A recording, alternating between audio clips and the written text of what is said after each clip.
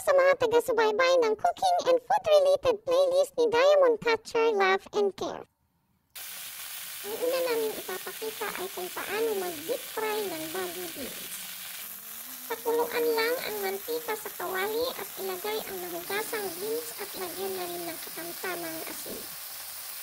Kung gusto nyong maluto kaagad ay pwedeng takpan ang kawali ng mga 5 minutos para lalambot ng konti. Pagkatapos tanggalin ang takip. Gumamit ng mahinang apoy habang binabaliktad ang mga beans. Ay, hindi ka pa napapagod magbaliktad ng mga beans na yan ng paisa-isa? Tsaga lang talaga ang kailangan kung gusto mong pantay-pantay ang pagkaluto ng mga sides ng mga beans. Pero may nabasa ako sa mga cooking books na kapag matagal na niluluto ang Baguio beans ay nababawasan ang taglay na bitamina. Totoo yan, kaya ang maipapayo natin sa mga ayaw mabawasan ang vitamin content ng Baguio beans ay manatili lang kayo sa mga standard cooking method nyo, kagaya ng microwaving, steaming, or kainin ng hilaw. Hindi ko kayang kainin ng hilaw ang Baguio beans, no? Sige, makikain ka sa akin nito. Bakit parang sinasadya mong sinusunog?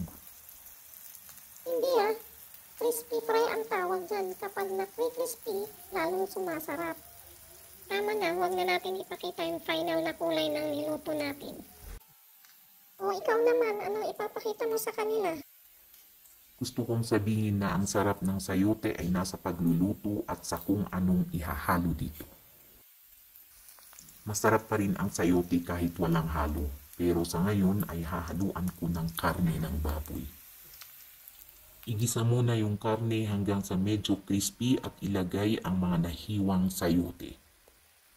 Lagyan ng sibuyas o kaya'y bawang. Lagyan ng konting tubig at takpan hanggang sa maluto ang sayote. Mas mainam na kainin habang mainit pa. O di ba masaya? Paminsan-minsan gawing simple lang ang luto para di maging komplikado. Kain na po tayo and thank you for watching.